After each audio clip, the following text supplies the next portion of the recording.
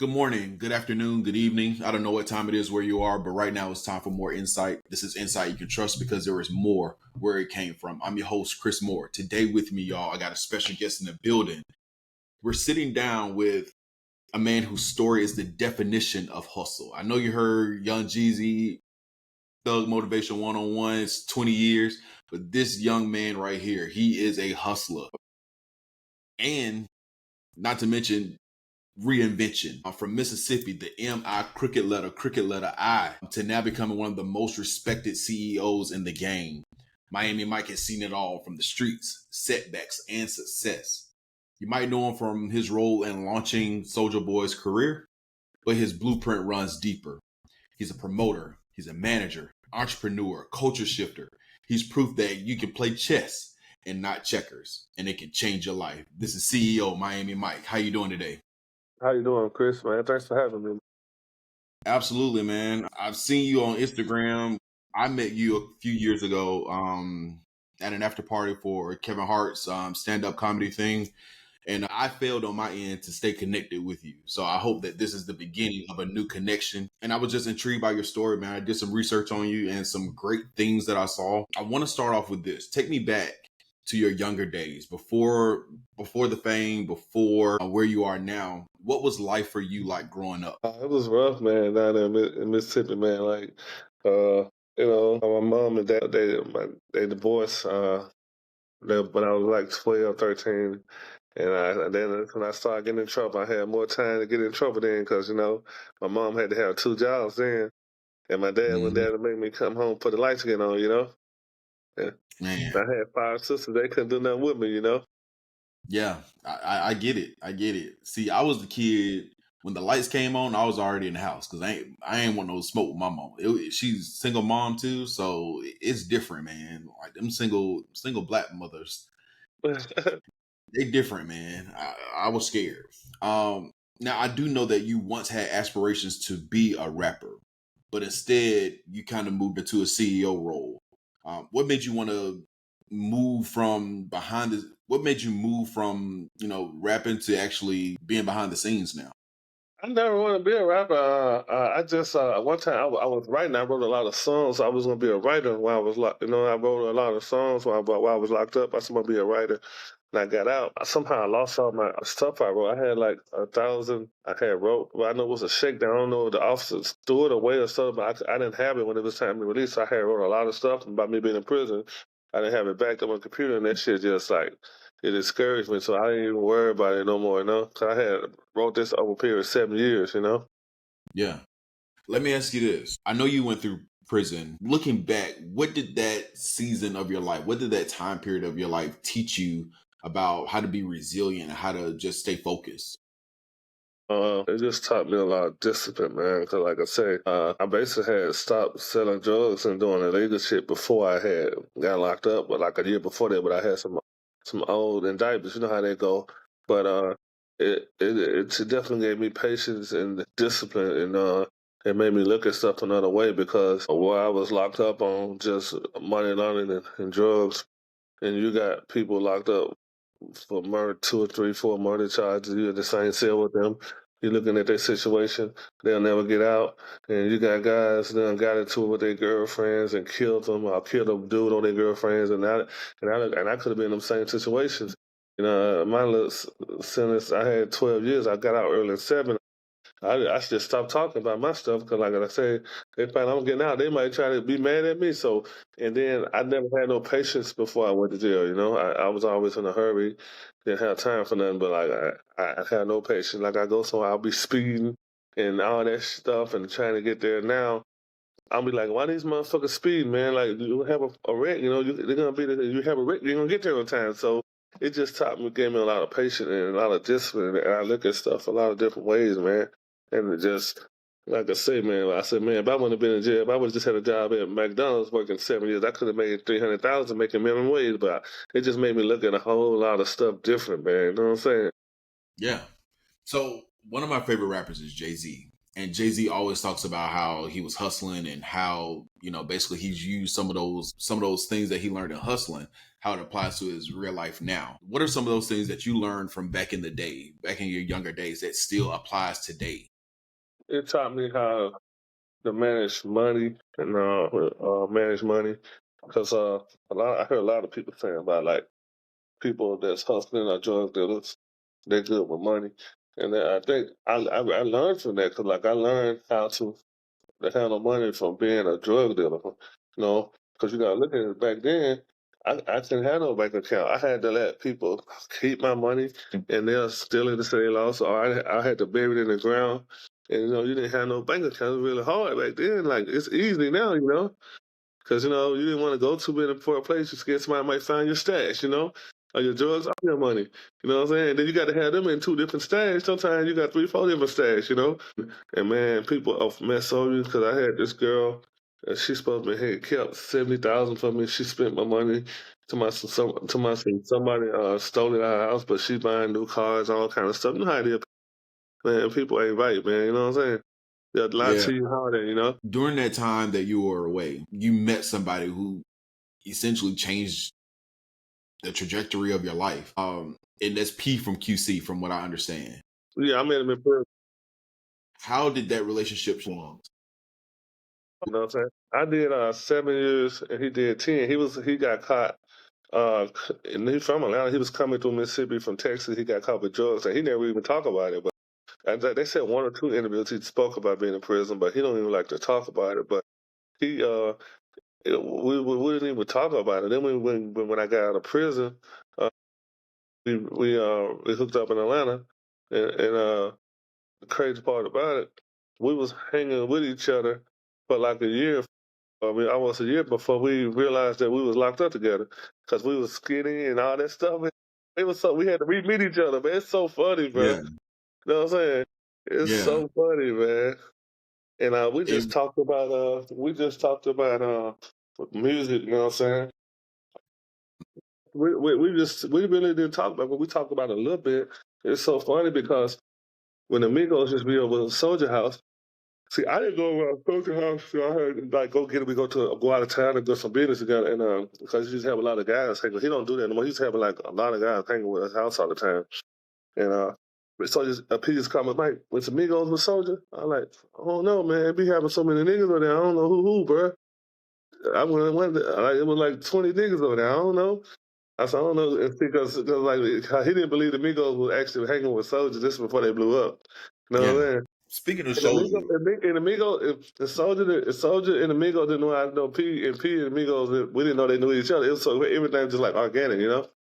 man, and that kind of stuff you just can't even explain. You know that like God got to be looking out. That's when God be playing favorites. Like Mm-hmm. the connections and alignment is what they call it. Alignment. Mm-hmm. Speaking of Soldier, I know a little bit about how that started, but can you tell me in your words, how did that relationship start? He had came from Atlanta. He was his dad. His dad from Mississippi. His mom from Atlanta, and he had came from Atlanta, and he was out here. He was trying to get me to work with him, but I was working with this label called P1 Entertainment. My friend RP owner here gave me I had palm tree. I made palm tree while I was in prison, so but I had palm tree on the back border, and he was trying to get with me, and I was so busy, you know what I'm saying. And at the time, I didn't know he could rap, you know what I'm saying. And I was working on some more artists. It was consistent. Then one day, his dad came over to my house. I mean, and told me like, "Man, it's my son, man. I want you to work with it." And so I said, he showed me, I said, "Oh man, this little dude been trying to get with me." He said, "That's my son." I like, I ain't know that, bro. Why you didn't tell me? He said, "Oh, I heard he was my son, but his mom who kept insisting he can come stay with me." I said, he was. He said, but he wasn't 100% sure. But he heard that he was his son, and he knew. You know how women say that's your son. But he told his mama that if it's take a blood test, it's his 100%, he can come stay with him. So that's what happened. He told me, and that's how I knew he was my partner's son. It went from there. Cause like I started seeing it. Then I was treating him different because I knew he was my partner's son, and I just went over there and hollered at him. And then he was like jumping up, like, "Man, I told you to come out." He didn't know that his dad had told me who he was, or that he thought I just came because he'd been trying to get at me. You know what I'm Yeah. saying? What was it about Soldier Boy that stood out that made you say, you know what? this dude got it. I was at a boxing match, and every time they had like the rounds, they play music and stuff, and him and his little crew would get up and start dancing, and they had the crowd attention. I thought, oh, he know how to get the crowd attention. They just get up, start. They played some Laffy Tap, whatever they played. Yeah. It's like for them to get up and start dancing and sing. It was so dope. Everybody was looking at him, clapping. I said, oh, he got the little dance. I like that. Yeah. Let me ask you this. Being the role of a manager / CEO, what's one of the things that people misunderstand? Because you have to have you have to have the best interest of your artist. So what's something that people misunderstand or just don't get? They don't understand the hard work that going behind closed doors, man. You know what I'm saying? They see the glory, but they don't know the story. You know, like there's a Yeah. lot of stuff you got to deal with behind closed doors. You know, no, they don't know about all the headaches and the drama and the heartaches and the failures and all that stuff. You know. Speaking to that, what was like one of those moments where you knew like I'm built for this, I can do this, like I know I'm gonna be successful in this business? When we first got some paid shows, Yeah. I guess when we first got some paid shows, when he got his first one for his first show. Yep, that's Man. when. And what's been one of your one of your crowning achievements? What's been one of your favorite moments where you like, you know what? I really did that. When we was nominated for a Grammy. Yeah. Yeah, but they cheated us out of it. They said something that was putting some rumors out, and then they gave it to Kanye West for Good Life. But Soulja was supposed to be winning, but they put out stuff in the camera and Crank That Man. It was a rumor they put out that Crank That Man splashed on a female back. You know what I'm saying? I have an Oh, come on, orgasm. So they started going around and they took us out. We was like in first place. Everybody, we was supposed to be winning the Grammy, yeah, but you know how it go. It's politics, man. man. They just didn't want Kanye spazzing out on them. But at the time, Let me Tank ask was you the this. biggest song in the country. It was hotter than Good Life, all that stuff. Yeah, man. There's we have the next generation coming up behind us. What do you want your blueprint to represent for the next generation of entrepreneurs coming out of the South? Oh man, just want to just don't let nobody tell them that they can't do it. Don't listen to the naysayers, man. Like it could be done, man. Just like when I got out of prison. I just give people CDs and tell people like talk about me when I leave, like all that nigga don't know nothing about no music. He said he a dope boy, you know what I'm saying? Like just hating and downplaying you, and you know what I'm saying. You just gotta grind till you shine, and when you start shining, you just keep grinding, man. That's what I do. Just keep going, man, because and most of everybody I know, nobody believe in them until they made it, but probably their mama or dad or somebody when they made it, or a close friend when they made it. Then everybody, oh, I know him. I knew he was gonna make it, but that's how it be. Though. You're gonna have the doubters. You know what I'm saying? People doubted Jesus. They doubted Jesus. I want to give you the stage, man. For anybody that's watching, what advice would you have for them if they're in their lane? They're creatives, they're musicians, they're whatever they do in their normal everyday life. They're at a place right now. They're at a standstill. They don't know what to do. They don't know where to go. They don't even know how to move forward. Give me something that you can say to them that'll help them be motivated and inspired to move past whatever situation they're in now. Just like you believe in it. You know what I'm saying? If you believe in it, you gotta believe in yourself before anybody else believe in it, man. And you believe it, you can achieve it, man. You just gotta speak it into existence, man. Uh, and it'll happen, man. Because, like I say, like a farmer, when it's not raining, they know it ain't, they don't know when it's gonna rain in 3 months or 6 months, but they hope and pray and they pray that it rains so their crops can grow. So you gotta do the same with your dreams. You gotta like believe and hope and pray and believe the dream gonna come true. Absolutely, man. You just said a word there. I want to touch on this real quick. Everybody sees that your name is CEO Miami Mike, but you're actually not from Miami. Can you tell them what Miami stands for? It's an acronym that stands for money isn't a major issue. It's about treating people how you want to be treated. A person can be your best friend, my best friend, or their worst enemy is on them. They can be my best friend or my worst enemy is on them. It's about no, it's not about how much money you got in your account. I don't care if you got $100 in your account or 100 million. I'm not gonna treat you better than somebody that don't have no money in their account. On the flip side, I don't care if you got 100 million or 200 million in your account. I'm not gonna give you privileges because you have more money than this person, and I'm not gonna treat you bad if you don't have it. You know what I'm saying? So I'm gonna give you a chance to like hang yourself. It's not about how much money in your bank account, how kind of house you stay in, kind of car you drive. So basically, I'm not gonna judge you by how much money you have because I know a lot of people that were homeless, like famous now. Tyler Perry, David Banner, Tiffany Haddish, the list goes on and on. You never know if the janitor's gonna be your boss one day. So you just gotta treat people how you want to be treated. It ain't about how their money status and then on another side the money because somebody make as you they got 100 million $100 in their account. You can't feel like a person owe you money if they got more money in their bank account. People feel like entitled when they know somebody they got more money than them. You can't. So it's just I just why I said money is the major issue because like a lot of stuff go by money. People don't understand. People judge people on money, you know. But I Yeah, judge you're right. by your character, you know. You could be Mammy Chris, you know what I'm saying? It's just acronym. I love it, man. I love it. I appreciate it. I have a segment that's called 3 on 3. I give you 3 questions. Give me 3 answers. I listen. I don't judge. Give me 3 of your favorite vacation spots. I like that. I like in the world or just the United States. We can go to world. I like Rio, Brazil. Yeah. I like Dubai, and I like Okay. Okay. Give me 3 of your favorite artists right now. Not of all time, right now. That's a good question. I like I like Jay-Z, man, but that's a go. So I like Jay-Z. Man, you go on deep, man. You said top three, and then most people said top five or top eight. You got me on the spot there, but I'm gonna see what I got in my playlist. Like, it's so many new songs coming. I like Lil Baby new album, Yeah. and I like. Let me see. I like I like the Baby, that Mexican guy. Yeah, I like his new music. Yeah. Okay. Last one. Give me 3 of your favorite meals. Oh, hey, I like Southern Soul too. I like King George and Young Guy. I got to get two of them. Okay. Okay. Yeah, I like King George uh, dope, man. yeah, I like my meals.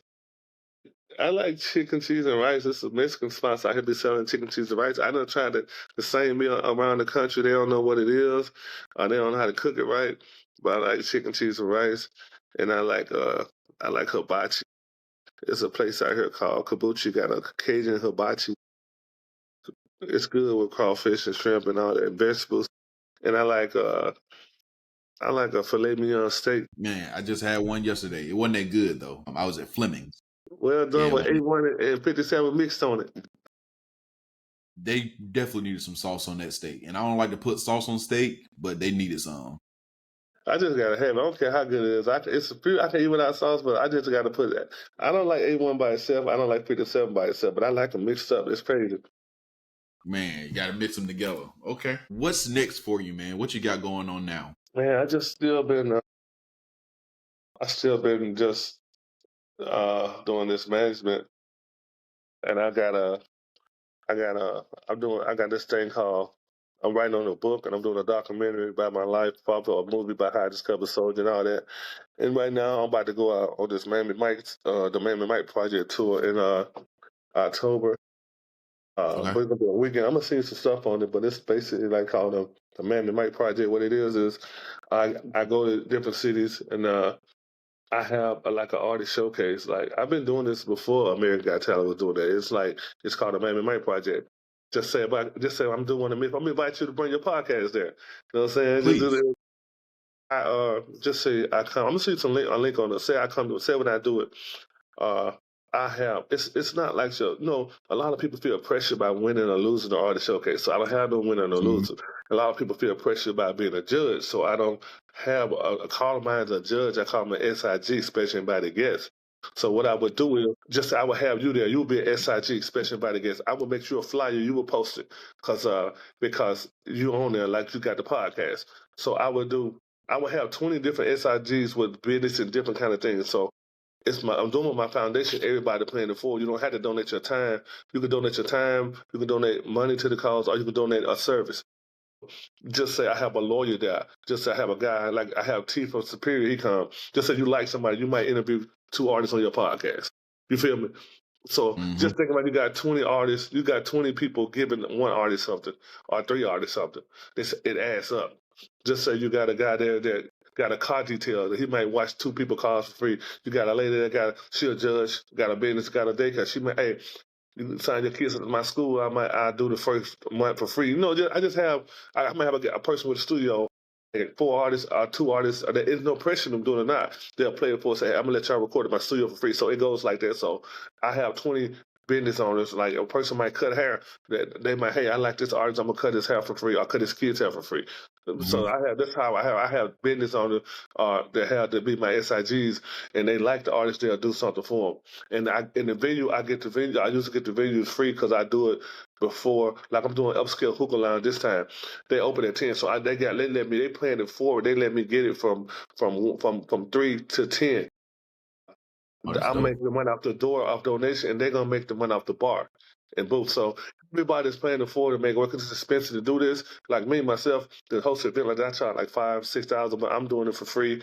It's just like and the donate instead of door paying, it's donations. You know what I'm saying? So that money get us to the next city and do it. And it's there before the artists on stage in front of a nice crowd of people that business owners and probably get to donate to them to their cause or help them out. So I might have in every city I'm gonna have a photographer there, a guy that's got to do a photographer, a guy that got to do videos, and those people always play it forward by doing a free photo shoot. So basically anything an artist so mine not just for artists, it's for singers.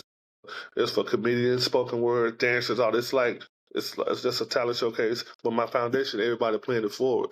Like most cities I go to, the niggas I have many come through and talk to me, and I take the artists on there with them, so cause they like how I play it forward. So it's just like it's different, man. But everybody like it. You know what I'm saying? I do it like every 2-3 years because it takes a lot of time. But when everybody's ticking together, it works. Because like that's the only way I can do it like that because everybody playing it forward. You know what I'm saying? Because it costs money to rent the venue. It costs money to do all this stuff. So by everybody playing it forward for the foundation, it works. And the artists get to go on stage and people like them, they'll donate to them. You feel me? Or they might want to invest in them. You know what I'm saying? A little investment. I have had some artists get invested. Across my stage over the years, you never know who will cross. Like I said, Ray Shrimmer, before they blew up, they crossed my stage. Machine Gun Kelly, Soulja Boy, Rich Kid. J. Cole had with one of my shows, came to one of my shows in North Carolina before he blew up. So it's never know who's going to cross the stage. You never know who's going to be the next big artist. And there's a lot of good artists out here, man. Man, I think it's the perfect time for me to say, if you need a manager, if you need somebody who gonna really support you, not gonna be dancing in all the videos, you need to see CEO Miami Mike, man. But I love that. I love that whole cause. I love what you're doing. For you to even take for you to make the sacrifice, I'm gonna say that, to make the sacrifice to not even look out for yourself, but to look out for these artists, look out for these businesses that are involved. Because like you said, this stuff is expensive, man. Like this ain't just a couple of dollars out the pocket. But it works because everybody paying for it. Just think about the rent of venues alone. Sometimes is $1,500 to $4,000. You know what I'm saying? You feel me? So it is just about, man. And like so, most time when people do stuff with foundations, it be so boring. This is a dope event and it's fun for the family and it's not just boring and people are giving back and it's just not the regular typical foundation stuff, you know what I'm saying? Because my foundation is called the Palm Tree Music Foundation, and so you can bring the family out or whatever. And it's always at daytime events. You know, so when I do my regular showcase, it be late night and all that. So this is most catered to just the family events, or just like I said, it's not just for rappers or singers. It's for dancers, comedians, spoken word, all that. And it's just a dope event, man. And just say I have in every city I have 25 to 50 artists sign up, and all of them bring 10 to 20, 30 people with them. And So then it's I a wrap. just think about it, and then promote it. I never had to go on the radio or TV. I used my platform to promote it. And I just said I got 25 artists. All of this, I put all of them on a flyer, and all of the artists promote their show. And then I have 20 SIGs. All of them gonna promote their business, and they're gonna be there with their business. So that's how it works. Everybody play it for me, and then word of mouth goes. And it's just a dope idea. I'm gonna tell you some stuff on it when I get out. I definitely want you to come. Let me know you want to come. I'll put you on my VIP list. You ain't got to worry about paying, get in or none. Just come, cause like I say, it's just about I'm playing it forward with the business, on this, because a lot of people don't respect small businesses. Like I said, you don't have to have a business. It can be your time. I have volunteers help me out and stuff like that with putting the music together and all that. So and sometimes with the donation, I'm over all the time. I give my volunteers allowance and all that stuff. So it's just a playing it forward event, man, and it's fun. Like I said, most foundation stuff be boring, but Yeah, this be you know live. it. You It know be what I'm saying? stuffy, man. It's live, and it's something for the artists, and the artists love it. Artists and the talent, they love it. CEO Miami Mike, can you let the people know where they can find you and keep up with you? Man, you can catch me on CEO Mammy Mike on Instagram, TikTok, Snapchat, and Facebook. You know what I'm saying? I'm CEO and Twitter. I'm CEO Mammy Mike across the board. There you go, man. One name is all across the board. Google him if you ain't caught the word, if you ain't caught the vibe. Google him. You can Google him, man. I was in North Carolina at an event. That woman said, "Oh, he's Googleable." I said, "Is that a Yeah, word?" It was so funny. She said, "I said every time I see that, somebody said, are you Googleable?" It was so Googleable. funny. It was so Hey, funny, man. man. I should have asked you. You know what? I'm gonna ask you this question, and we'll get up out of here. Give me your top 3 Memphis restaurants. Oh, I know I put you on the spot with that one. restaurants like sit down or fast food or what? It could be either. These your 3 favorite.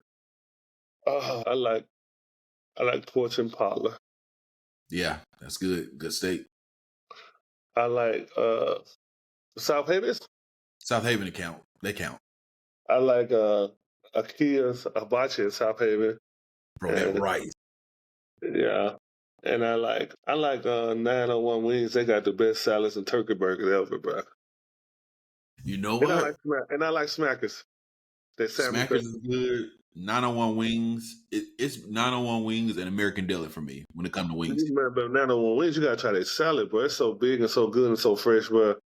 Their Man, salads, man. Their hamburger, their turkey burgers, everything good. Not just their wings. And they give you a lot, bro. Man, that salad's so big and fresh, bro. I get one half of salad, eat it for 2 days, man. When you toss it. man. Miami Mike, I appreciate the time, man. This has been more insight. Make sure y'all like, follow, subscribe, do all those things. Share with a friend. Comment below. Make sure y'all watch out for the tour that's coming up. Miami Mike got something I special like for you. So I like Crazy Coop too. I gotta throw that in there on crazy cool Ridgeway. for sure. On Crazy cool Ridgeway. for sure. All good, man. Any last words from you? You want to give your flowers to anybody? Man, I just if you're out there, man, you grinding on your business, trying to get your business or whatever you're trying to get your career off, just keep on, cause just keep God first and pray for it and just do stuff to not just for the money, so just do it to survive and just to have a good living. Some people just like I want to do this, I want to be rich. You just do something sometimes just to survive, and then God will bless you on down the road. And just try to do something to be successful. Like I said, people want to be straight millionaires and all that. You know what I'm saying? Like, if you're doing something good, just try to be successful at it. And I know very people that are successful that are hurting. Like I said, I know a guy named Cliff. He mows grass, bro. He makes $150,000 a year. You know what I'm saying? He cut grass. You know what I'm saying? And he just a grinder. You know what I'm saying? And like the guy who just cut my grass before him was charging me 85 or 90. He came one day and said, "Hey man, I'll cut your grass for." He said, "I'm gonna cut it the first time for free. After that, it's $55." I was like, "What?" And he did it. So before you know, he had the whole neighborhood. It's like 40 houses over here. So in a year or two, he had the whole neighborhood. So it's just by grinding, man. Like I don't care. I don't care what it is, man. You can be successful at it. You know. You feel me? Yep, absolutely. CEO Miami Mike, I appreciate the time, man. And we'll see you again. I appreciate you for having me, man. Yes, sir.